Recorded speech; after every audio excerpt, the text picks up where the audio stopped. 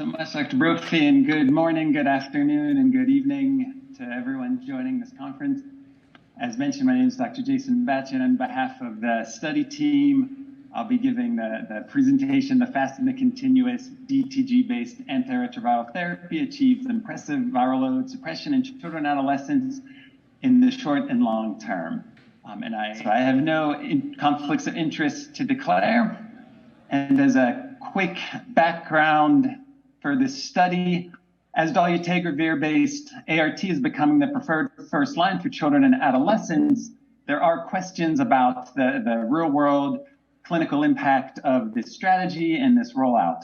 So essentially, we've wanted to look at our large cohort across 6 countries in East and Southern Africa to see what we're seeing with viral load suppression and the characteristics of children and adolescents using DTG. For methodology, it was a retrospective review using data extracted from our electronic medical records. It covered 7 pediatric HIV clinics across the 6 countries seen in the map on the right. It was a 6-year period covered between 2016 through 2021. And for purpose of this study, we defined HIV viral load suppression as less than 1,000 copies.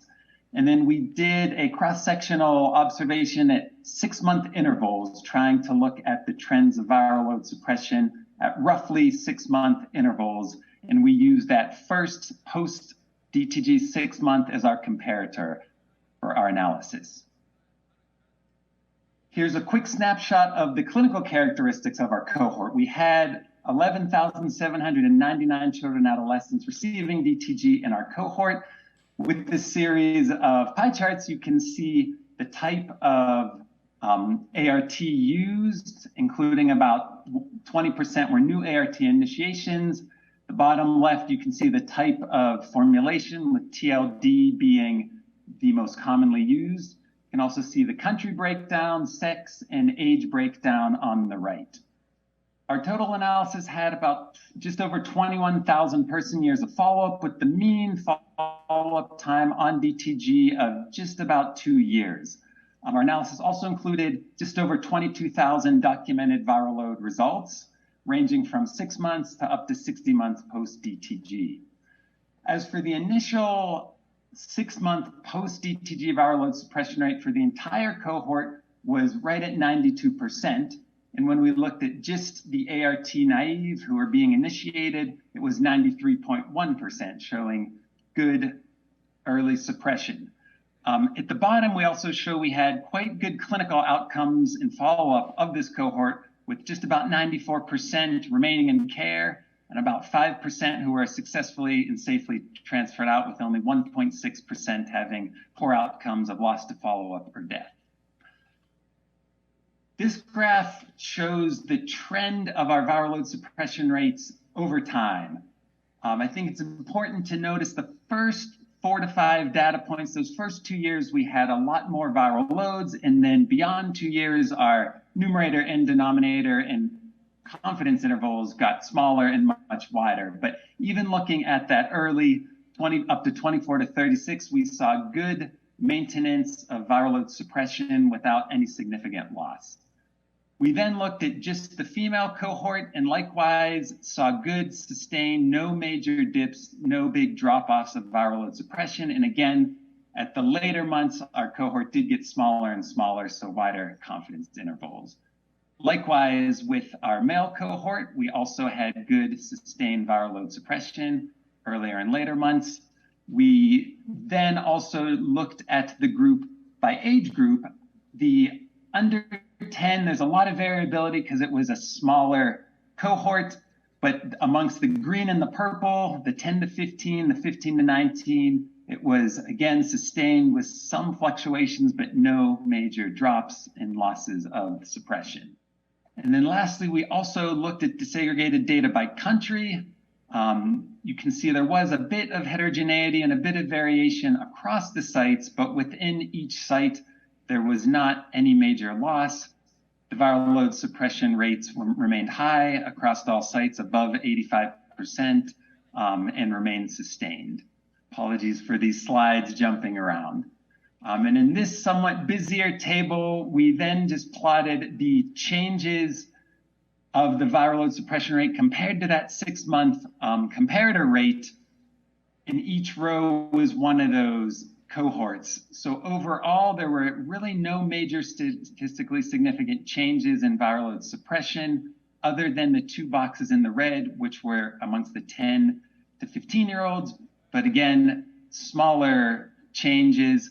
And when we looked a little bit closer at this time, we did realize across most of our sites that 2 to 2.5 year follow-up was during some of the peak COVID-19 pandemic time, and we know there was a lot of disruptions, challenges with supply chain, access, and travel that could have been influencing that.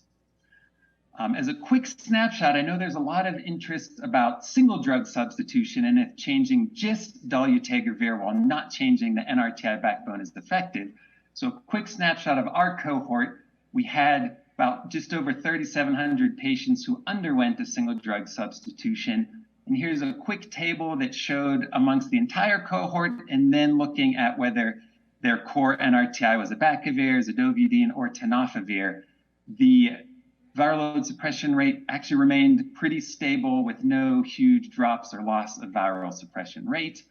And amongst, here's the same with the changes in viral load suppression rate, and only a little bit at the 6-month, a small drop, but then at later terms, it was pretty well maintained in this single drug substitution cohort.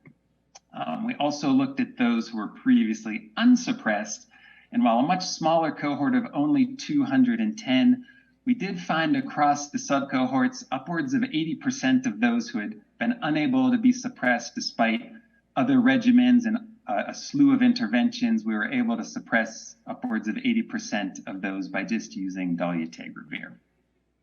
So in summary, in this analysis of our cohort, we were pleased with the results that we saw, and that DTG was effective to rapidly achieve and consistently maintain viral load suppression in the short and medium term of our patients. We do realize that our female and young adolescents, of course, are still key populations who need additional focused efforts. We need to dig a little deeper into that 2 to 3 year period to see if it was more than just the COVID pandemic or if there are other factors at play.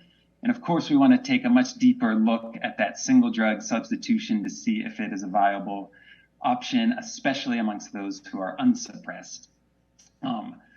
We want to do a lot more deeper analysis into this, looking for other drivers of high and low viral load suppression rates, looking at other psychosocial and adherence factors. MMD and other differentiated service models were also being rolled out at the same time, which could have also positively influenced the good findings we saw. And we're hoping to get more and more data on genotyping, specifically with INSTI genotypes, which is currently unavailable as routine care at our sites. But in summary, we are very optimistic with these results. We hope they add to the growing evidence base so that clinicians globally more confidently and courageously are using dolutégravir in children, especially with the 10 milligram formulations rolling out currently.